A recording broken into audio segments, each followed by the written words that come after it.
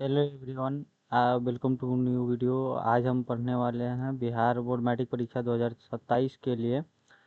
जिसमें हमारा टॉपिक जो है आज रहेगा प्रकाश का परावर्तन, जो कि फिजिक्स का चैप्टर नंबर 1 है।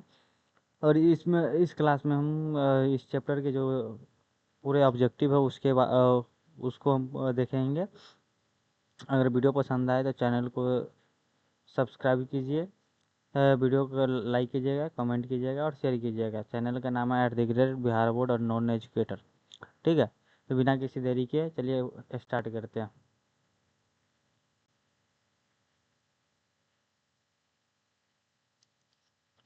चैनल का नाम क्या है? @बिहार बोर्ड और नॉन एजुकेटर। चैप्टर का नाम जो है आज हम पढ़ेंगे प्रकाश का अपवर्तन, जिसमें हम क्या पढ़ेंगे? Objective question bank. क्या पढ़ेंगे? ऑब्जेक्टिव क्वेश्चन बैंक, जो हमारे एग्जाम के पॉइंट ऑफ व्यू से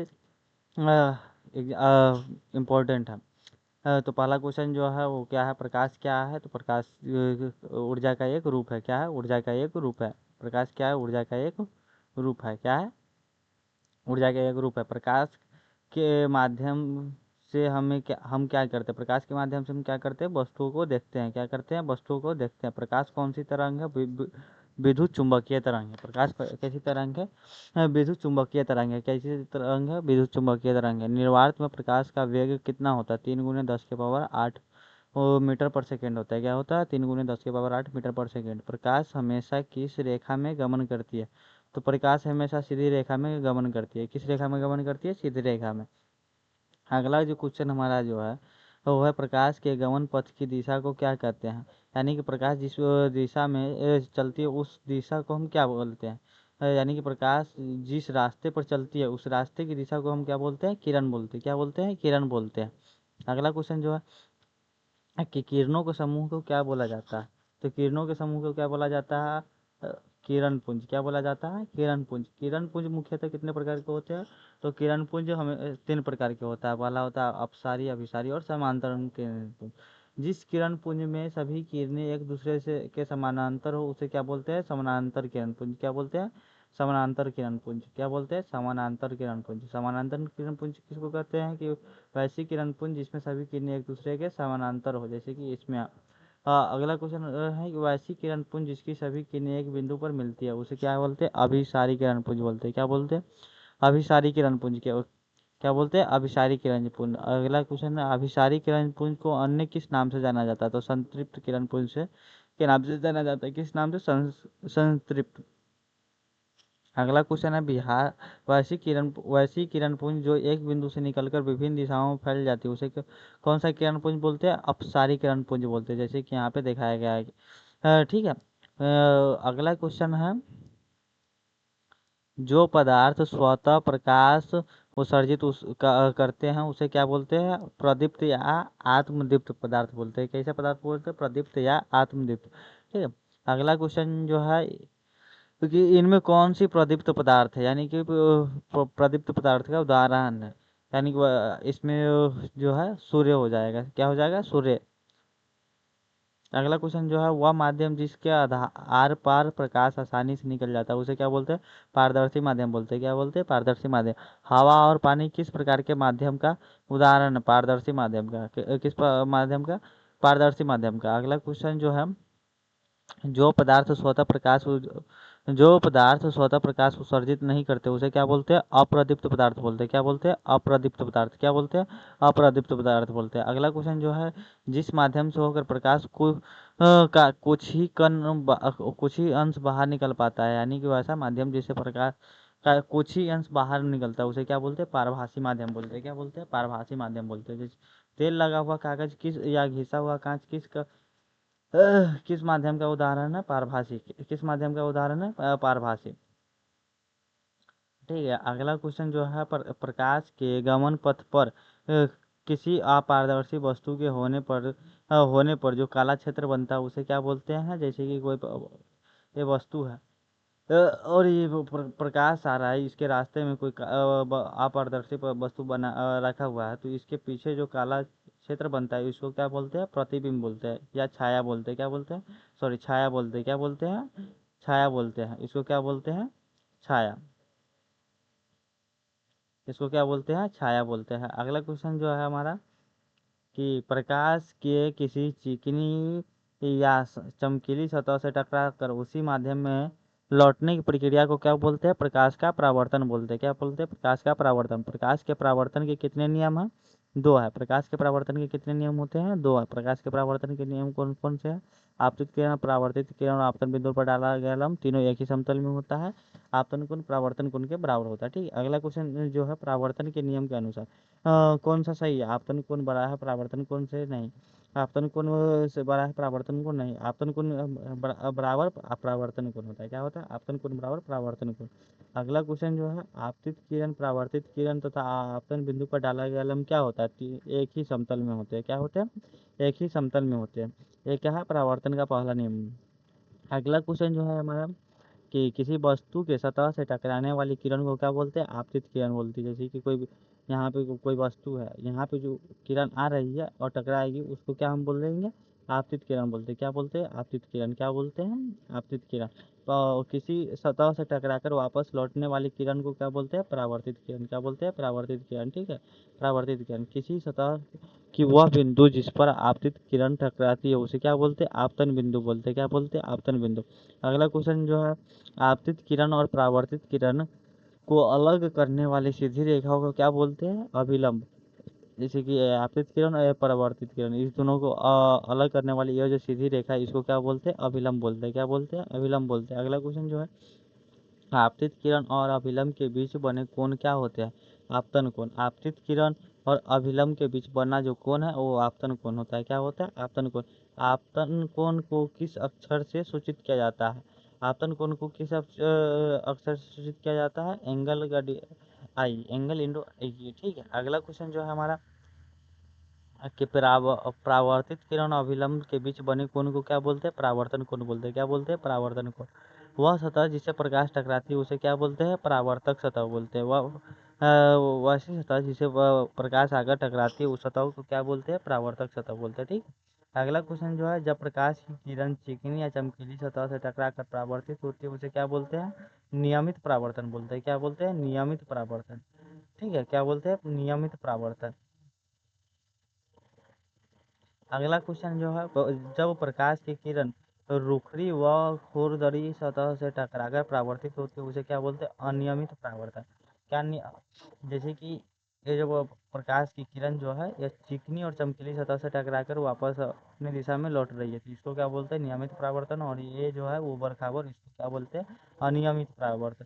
प्रकाश के गमन पथ पर अपारदर्शी वस्तु के होने पर प्रकाश के किनारे से मुड़ने की घटना क्या होती है? विवर्तन होती है। क्या होती है? विवर्तन। क्या होती है? विवर्तन। अगला क्वेश्चन जो है हमारा किसी बिंदु स्रोत से आते प्रकाश किरणें परावर्तन के बाद जिस बिंदु पर मिलती या मिलती हुई प्रवृत्ति होती है उसे क्या बोलते हैं? प्रतिबिंब बोलते हैं। क्या बोलते हैं? प्रतिबिंब बोलते हैं। उसे क्या बोलते हैं? हम प्रतिबिंब बोलते हैं। क्या बोलते हैं? प्रतिबिंब। क्या बोलते हैं? प्रतिबिंब। अगला क्वेश्चन है प्रतिबिंब कितने प्रकार का होता है? दो प्रकार का, वास्तविक प्रतिबिंब और काल्पनिक प्रतिबिंब। पहला होता है वास्तविक प्रतिबिंब, दूसरा काल्पनिक प्रतिबिंब। ठीक है, किरणें के वास्तविक रूप से कटने से कौन सा प्रतिबिंब बनता है? तो वास्तविक प्रतिबिंब बनता है। किरणों को वास्तविक रूप से कटने से कौन सा प्रतिबिंब बनता है? वास्तविक प्रतिबिंब बनता है। वास्तविक प्रतिबिंब हमेशा कैसा होता है? उल्टा होता है। वास्तविक प्रतिबिंब हमेशा कैसा होता है? उल्टा होता है। वास्तविक प्रतिबिंब हमेशा कैसा होता है? उल्टा होता है। अगला क्वेश्चन है कि किस प्रतिबिंब को पर्दे पर उतारा जा सकता है? वास्तविक प्रतिबिंब को पर्दे पर उतारा जा सकता है। क्या होता है? वास्तविक प्रतिबिंब को पर्दे पर उतारा जा सकता है। काल्पनिक प्रतिबिंब को वास्तविक प्रतिबिंब दर्पण के किस ओर बनता है? दर्पण के सामने बनता है। वास्तविक प्रतिबिंब दर्पण के किस ओर बनता है? सामने बनता है। दर्पण के सामने बनता है। अगला क्वेश्चन जो है किरणों के काल्पनिक रूप से कटने से कौन सा प्रतिबिंब बनता है? तो किरणों के काल्पनिक रूप से कटने से कौन सा प्रतिबिंब बनता है? काल्पनिक प्रतिबिंब बनता है। कौन सा प्रतिबिंब बनता है? काल्पनिक प्रतिबिंब बनता है। काल्पनिक प्रतिबिंब हमेशा कैसा होता है? सीधा होता है। काल्पनिक प्रतिबिंब हमेशा कैसा होता है? सीधा होता है। कैसा होता है? सीधा। किसी पर्दे पर नहीं उतारा जा सकता है तो काल्पनिक प्रतिबिंब को किसे तो काल्पनिक प्रतिबिंब को पर्दे पर नहीं उतारा जा सकता है। काल्पनिक प्रतिबिंब को पर्दे पर नहीं उतारा जा सकता। ठीक है, इसका आंसर हो जाएगा काल्पनिक प्रतिबिंब। अगला क्वेश्चन जो है काल्पनिक प्रतिबिंब दर्पण के किस ओर बनता है? इसका आंसर आप लोग बताइए। इसका हो जाएगा दर्पण के पीछे बनता है। काल्पनिक प्रतिबिंब दर्पण के किस ओर बनता है? दर्पण के पीछे बनता है। अगला क्वेश्चन है दर्पण की मुख्यतः कितने प्रकार के होते हैं? तो दो प्रकार के होते हैं। कितने प्रकार के होते हैं? दो प्रकार के। पहला समतल दर्पण, दूसरा गोलीय दर्पण। ठीक है। वैसा दर्पण जिसका परावर्तक सतह समतल होता है उसको क्या बोलते हैं? समतल दर्पण बोलते हैं। समतल दर्पण किसको बोलते हैं? कि वैसा दर्पण जिसका परावर्तक सतह समतल होता है उसको क्या बोलते हैं? समतल दर्पण बोलते हैं। अगला क्वेश्चन हो जाएगा समतल दर्पण में बना प्रतिबिंब कैसा होता है? तो समतल दर्पण में बना प्रतिबिंब आभासी, सीधा और बराबर होता है। समतल दर्पण में बना प्रतिबिंब कैसा होता है? आभासी, सीधा और बराबर आकार का होता है। ठीक है। अगला क्वेश्चन जो है वैसा दर्पण जिसका परावर्तक सतह गोलीय होता है उसको क्या बोलते हैं? गोलीय दर्पण बोलते हैं। उसको क्या बोलते हैं? गोलीय दर्पण। गोलीय दर्पण कितने प्रकार के होते हैं? दो प्रकार के होते हैं। पहला होता है अवतल दर्पण, दूसरा होता है उत्तल दर्पण। पहला कौन सा होता है? अवतल दर्पण, दूसरा उत्तल दर्पण। कितना होता है? गोलीय दर्पण कितने प्रकार के होते हैं? तो पहला उत्तल दर्पण और दूसरा अवतल दर्पण। अगला क्वेश्चन है जिस दर्पण का परावर्तक सतह अंदर की ओर धंसा होता है, जिस दर्पण का परावर्तन सतह अंदर की ओर धंसा होता है उसको क्या बोलते हैं? अवतल दर्पण। जिस दर्पण का परावर्तक सतह जो है बाहर की ओर उभरा हुआ होता है उसे उत्तल दर्पण बोलते हैं। क्या बोलते हैं? उत्तल दर्पण बोलते हैं। क्या बोलते हैं? उत्तल दर्पण। अगला क्वेश्चन जो है अवतल दर्पण को किस और नाम से जाना जाता है? तो अवतल दर्पण को किस नाम से जाना जाता है? अभिसारी दर्पण। किस नाम से जाना जाता है? अभिसारी दर्पण। ठीक है। अगला क्वेश्चन जो है उत्तल दर्पण को किस नाम से जाना जाता है? अपसारी दर्पण। किस नाम से? अपसारी दर्पण। अपसारी, अपसारी। इसका आंसर याद कर लीजिएगा। किस दर्पण के किस नाम से जाना जाता है? उत्तल दर्पण को किस नाम से जाना जाता है? अपसारी दर्पण। ठीक है। अगला जो क्वेश्चन प्रतिबिंब की ऊंचाई और वस्तु की ऊंचाई के अनुपात को क्या बोलते हैं? आवर्धन बोलते हैं। प्रतिबिंब की ऊंचाई और वस्तु की ऊंचाई के अनुपात को क्या बोलते हैं? आवर्धन बोलते हैं। आवर्धन बराबर क्या होता है? एच डैश बट्टे एच, यानी कि प्रतिबिंब की ऊंचाई और वस्तु की ऊंचाई। इसको हम क्या बोलते हैं? आवर्धन बोलते हैं। आवर्धन को किस अक्षर से सूचित किया जाता है? स्मॉल एम से। किस अक्षर से सूचित किया जाता है? स्मॉल एम से। आवर्धन एम का सूत्र क्या होता है? एच डैश बाई एच, जहाँ पे एच डैश है वो प्रतिबिंब की ऊंचाई और एच है जो वस्तु की ऊंचाई है। दर्पण के लिए आवर्धन का मान दूरी दर्पण के लिए आवर्धन का एम का मान वस्तु की दूरी u और प्रतिबिंब की दूरी v के पदों में होता है माइनस वी बाई यू। क्या होता है? Minus V by U. Minus V by U क्या होता है? Minus V by U. अगला क्वेश्चन जो है समतल दर्पण का आवर्धन कितना होता है? +1 होता है। समतल दर्पण का आवर्धन क्या होता है? +1 होता है। ठीक है। समतल दर्पण का आवर्धन कितना होता है? +1 होता है। समतल दर्पण के आवर्धन +1 है। इसका तात्पर्य क्या है? इसका तात्पर्य यह है कि प्रतिबिंब क्या होगा? आभारी होगा, सीधा होगा, सॉरी आभासी होगा, सीधा होगा और बराबर होगा। आभासी, सीधा और बराबर होगा। क्या होगा? आभासी, सीधा और बराबर। आभासी, सीधा और बराबर। इसका आंसर ये हो जाएगा। अगला क्वेश्चन जो है कि सोलर कुकर और सौर भट्टी में किस दर्पण का उपयोग किया जाता है? तो अवतल दर्पण का उपयोग किया जाता है। किस दर्पण का उपयोग किया जाता है? सोलर कुकर और सौर भट्टी में किस दर्पण का उपयोग किया जाता है? अवतल दर्पण। अगला क्वेश्चन जो है दाढ़ी बनाने या हजामती दर्पण के रूप में किस दर्पण का उपयोग किया जाता है? अवतल दर्पण का उपयोग किया जाता है। किस दर्पण का उपयोग किया जाता है? अवतल दर्पण। अगला क्वेश्चन जो है दंत चिकित्सकों दांत को बड़ा दंत चिकित्सक दांतों का बड़ा प्रतिबिंब देखने के लिए किस दर्पण का उपयोग करते हैं? अवतल दर्पण का। किस दर्पण का उपयोग करते हैं? अवतल दर्पण। गाड़ियों के हेडलाइट या सर्च लाइट और टॉर्च के रूप में कौन सा दर्पण का उपयोग किया जाता है? अवतल दर्पण का उपयोग किया जाता है। इस दर्पण का उपयोग किया जाता है अवतल दर्पण। अगला क्वेश्चन टेबल लैंप में प्रकाश को केंद्रित करने के लिए किस दर्पण का उपयोग किया जाता है? अवतल दर्पण। टेबल लैंप में प्रकाश को केंद्रित करने के लिए किस दर्पण का उपयोग किया जाता है? अवतल दर्पण। ठीक है। अगला क्वेश्चन है शक्तिशाली समानांतर किरण पुंज प्राप्त करने के लिए किस दर्पण का उपयोग किया जाता है? अवतल दर्पण का उपयोग किया जाता है। शक्तिशाली समानांतर किरण पुंज प्राप्त करने के लिए में किस दर्पण का उपयोग होता है? अवतल दर्पण का उपयोग होता है। किस दर्पण का उपयोग होता है? अवतल दर्पण का। अगला क्वेश्चन जो है गाड़ियों को साइड मिरर या पश्च दृश्य दर्पण के रूप में किस दर्पण का उपयोग किया जाता है? उत्तल दर्पण का उपयोग होगा। सड़क या गलियों में लगे बल्ब के ऊपर परावर्तक के रूप में किस दर्पण का उपयोग किया जाता है? उत्तल दर्पण का उपयोग होगा। किस दर्पण का उपयोग होगा? उत्तल दर्पण का उपयोग होगा। ठीक है। किस दर्पण का उपयोग होगा? उत्तल दर्पण का। अगला क्वेश्चन है, प्रदर्शनी घरों में वस्तु का छोटा प्रतिबिंब बनाने में कौन सा दर्पण प्रयुक्त होता है? उत्तल दर्पण। कौन सा दर्पण उपयोग होगा? उत्तल दर्पण। अगला क्वेश्चन जो है, किसी वस्तु का हमेशा सीधा और छोटा प्रतिबिंब किस दर्पण में बनता है? किस दर्पण में बनता है? किसी वस्तु का हमेशा सीधा और छोटा प्रतिबिंब किस दर्पण में बनता है? उत्तल दर्पण में बनता है। किस दर्पण में बनता है? उत्तल दर्पण में बनता है। किस दर्पण में बनता है? उत्तल दर्पण में। ठीक है, किस दर्पण में बनेगा? उत्तल दर्पण में। अगला क्वेश्चन जो है कि सूर्य के प्रकाश को एक बिंदु पर केंद्रित करने की क्षमता को क्या बोलते, किस दर्पण में होती है? किस दर्पण में होती है? अवतल दर्पण में होती है, कि वह सूर्य से आने वाली किरणों को एक बिंदु पर केंद्रित कर सकता है। क्या कर सकता है? एक बिंदु पर केंद्रित कर सकता है। ठीक है, इसका आंसर हो जाएगा अवतल दर्पण। अगला क्वेश्चन जो है,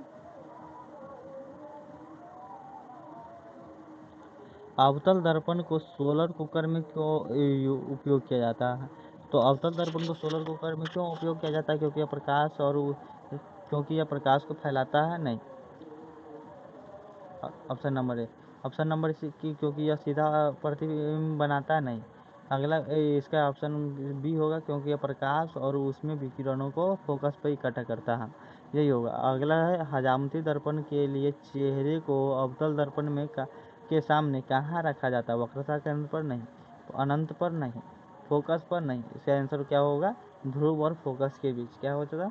ध्रुव और फोकस के बीच रखा जाता है, जिसे जो छोटी दाढ़ी भी किस आकार में दिखाई देती है? बहुत बड़ी आकार में। और हजामती करने के लिए जो वहाँ पे नहीं होता उसको सुविधा होता है, इसलिए हजामती दर्पण के रूप में किसको उपयोग किया जाता है? अवतल दर्पण का। अगला क्वेश्चन जो है कि उत्तल दर्पण का उपयोग से गाड़ी के साइड मिरर के रूप में क्यों किया जाता है? क्योंकि यह उल्टा प्रतिबिंब बनाता है? नहीं। यह वस्तु के बराबर का प्रतिबिंब बनाता है? नहीं। यह प्रकाश के एक बिंदु पर मिलाता है? नहीं। क्योंकि इसका जो दृष्टि क्षेत्र बड़ा होता है और सीधा प्रतिबिंब बनाता है। क्या होता है? इसका दृष्टि क्षेत्र जो है बड़ा होता है और यह सीधा प्रतिबिंब बनाता है। क्या? सीधा प्रतिबिंब बनाता है। प्रधान अक्ष पर स्थित दो बिंदुओं, जहाँ एक बिंदु पर वस्तु को रखने पर उसका प्रतिबिंब दूसरे बिंदु पर बनता है, वह बिंदु क्या कहलाता है? द्वारक कहलाता है? बिल्कुल नहीं। ध्रुव कहलाता है? नहीं। वक्रता केंद्र कहलाता है? नहीं। इसका क्या आंसर होगा? अनुबंध फोकस, कंजुगेट फोकस होगा। क्या होगा? Conjugate focus. कि अगर मान लो कि ए पर हम किसी वस्तु को रखते हैं तो उसका प्रतिबिंब बी पर बनेगा, और किसी वस्तु को हम बी पे रखते हैं तो उसका प्रतिबिंब हमको ए पर मिलेगा। क्या मिलेगा? ए पर मिलेगा। ठीक है, अगला जो क्वेश्चन है, सॉरी, हमारे आज का क्लास समाप्त होता है। The end.